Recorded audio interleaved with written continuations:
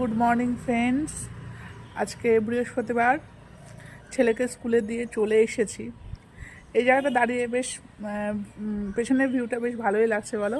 Actually বাড়িটায় এত সুন্দর ফুলগুলো ফুটেছে, বেশ রঙিন ফুল, সামনে আবার বসন্তকাল আসছে, বেশ ভালো লাগছে।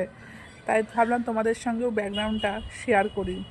ভাবছি এরকম ফুল সাধারণত একটু বড় ছাদ না হলে করা যায় না।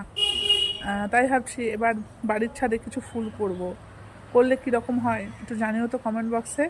ফুলগুলো আজকে সকালবেলা এত রঙিন ফুল দেখে না খুব ভালো লাগলো, মনটা বেশ ভালো লাগলো। ভাবলাম যে তোমাদের সাথেও শেয়ার করি। আর বাড়িটাও বেশ সুন্দর দেখতে অবশ্যই। তো যাই হোক, কালকে তো শিবরাত্রি গেছে। শিবরাত্রি অনেকেই করেছো, আজও চতুর্দশী আছে, আজকেও অনেকে করছো। যারা গতকাল করেছো, আমিও গতকালই করেছিলাম, তো আজকেও নিরামিষ খাওয়ার একটা ব্যাপার আছে। তো শিবরাত্রির পরের দিন তো নিরামিষ খেতে হয়, তো আজকে নিরামিষ খাবো। আর যারা আজকে করছো তারা কালকে খাবে। এই 3 দিনই অ্যাকচুয়ালি নিরামিষের একটা ব্যাপার রয়েছে।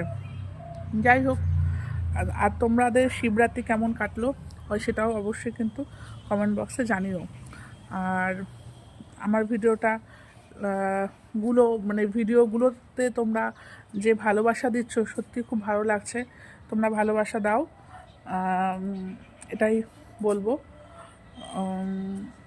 এই আর কি। আর যাই হোক, চলো, টাটা। আজকে আবার গাড়িটাও সার্ভিসিংয়ে দিতে হবে, আজকে দেবো কিনা জানি না, এর মধ্যে একটা দেওয়ার ব্যাপার আছে, দেবো। গাড়িটাও সার্ভিসিংয়ে দিতে হবে, দেখা যাক। যে আমার স্কুটিটা সার্ভিসিংয়ে দিতে হবে, দেখা যাক কী হয়। চলো, টাটা, বাই। আর অবশ্যই কমেন্ট বক্সে জানিও তো যে ফুল গাছগুলো দেখালাম, একটু ওরকম ধরনের ফুল গাছ করলে কীরকম লাগবে। আমার তো বেশ ভালোই লাগলো, ফুল গাছগুলো করাই যায়, তাই না বলো, বাড়ির ছাদে। ভাবছি যে ফুল গাছগুলো কী সুন্দর লাগছে না বলো, দূর থেকে বেশ একটা রঙিন ছোঁয়া একটা ব্যাপার লাগছে, ভাল লাগছে। চলো, টাটা, বাই।